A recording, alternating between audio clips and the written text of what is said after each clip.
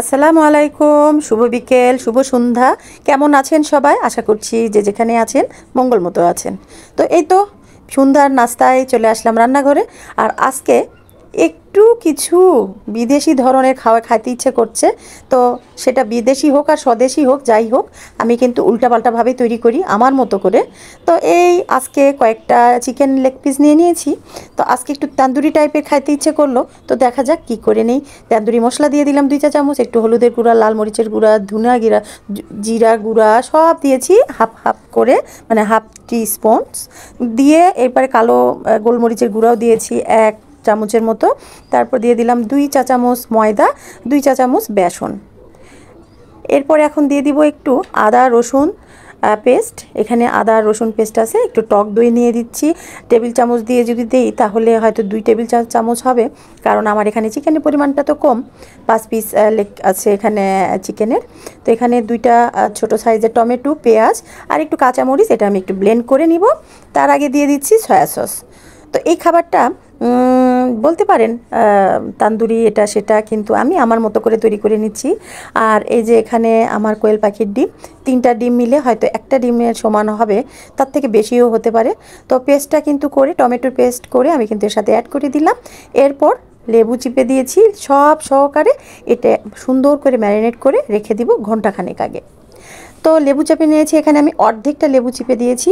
আর মরিচের স্বাদটা আপনারা যে যেমন খেতে চান দিয়ে নেবেন। আমি কিন্তু এখানে বেশি নিয়েছি, তান্দুরি মশলাটা কিন্তু এমনি একটু বেশি ঝাল থাকে, তো সেটা দিয়েছি। সাথে 1/2 চা চামচ কাবাব মশলাও দিয়েছি। তো এই তো এখন আমি এটাকে ছোট একটা স্টিলের বাটির মধ্যে কয়েক পিস বড় কয়লার টুকরা নিয়ে নিয়েছি। সেটা আগুনে জ্বালিয়ে তারপরে এখানে দিয়ে দিলাম আমি 1 চা চামচ ঘি। তো এই যে স্মেলটা এখন হচ্ছে, এটা দিয়ে আমি এখন এই ধোঁয়াটা সহকারে একবারে ঢেকে দিব। এতে করে তান্দুরির যে স্পেশাল যে স্মোকি ফ্লেভারটা সেটা কিন্তু আসবে। আর ঘরোয়াভাবে তৈরি করলে আমার তো মনে হয় রেস্টুরেন্টের থেকে বেশিই মজা লাগে। যদিও আমরা এতটা সস টস ইউজ করি না, ঘরে থাকা জিনিসপত্র দিয়েই আমরা তৈরি করি, মশলা টশলা দিয়েই। তো এখানে কিন্তু আমি প্রায় 1 ঘন্টার মতো ম্যারিনেট করে রেখে দিয়েছিলাম সন্ধ্যার দিকে। সেটা আমি এখন রাত্র 8টা বাজছে চলে আসছি চুলার পারে, ফ্রাই প্যানে তেল দিয়ে দিয়েছি। একবার এটা কিন্তু ডুবো তেলে ভেজে নিতে হয়। তো আমি কিন্তু এতটা ডুবো তেলে ভাজবো না, এক পিঠ যাতে ভেজে মানে তেলের মধ্যে ভাজা যায়, ঠিক ওই পরিমাণেই আমি তেল নিয়ে নিয়েছি, হাফ কাপ পরিমাণের। ডুবো তেলে যদি ভাজতে যায় এখানে আমার মিনিমাম 2 থেকে 3 কাপ তেল লাগবে। তো আমার আবার সমস্যা হলো যে মাছ বা মাংস যেটাই আমি ফ্রাই করি না কেন, এরপরে যে তেলটা বাঁচে সেটা আমি আর অন্য কোথাও ইউজ করতে পারি না, আমার ওই ঘ্রাণটাই খাবারটাতে আসে। তো এই জন্য আমি একটু চেষ্টা করি আমার মতো করে, একটু কষ্ট একটু বেশি হবে, ডুবো তেলে দিলে এত নাড়তে হয় না, কিন্তু আমি একটু ভালো করে এপিট ওপিট নেড়ে চেড়ে, যেহেতু এখানে পানি দিব না, আমি এই তেলটা মশলাটা দিয়েই এটাকে হালকা হিটে কিন্তু পুরো রান্নাটা করে নিব। আর পাশে আমি এখানে 4-5টা পরোটা বা মানে ভেজে নিব। এটার জন্য আটার ডো তৈরি করে রেখেছিলাম আধা ঘন্টা আগে, সাথে হালকা একটু ইস্ট দিয়ে একবারে মানে রুটির খামিরের মতো করে ওইভাবেই আমি আটার ডোটা তেল দিয়ে মাখিয়ে রেখেছিলাম। পরোটাগুলো ভেজে নিয়েছি পাশাপাশি।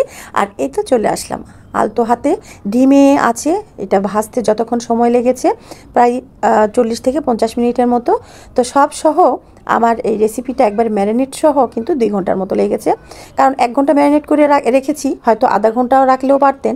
এতে করে একবারে ভিতরে যেহেতু লেগ পিসগুলো কিন্তু ব্রয়লার মুরগির, কিন্তু আর লেগ পিসগুলো বড়ই ছিল মোটামুটি, তো ভিতরে কোনো আমি কিন্তু আলাদা করে সিদ্ধ করে নেইনি, এই জন্য অনেকটা সময় ধরে আমি এটাকে রান্না করে নিয়েছি। দেখেন কতটা সফট হয়েছে, আর ভিতর পর্যন্ত জুসি একটা, ভিতরে একবারে জুসি একটা ভাব, আর উপরে খুব সুন্দর ফ্রাই হয়েছে।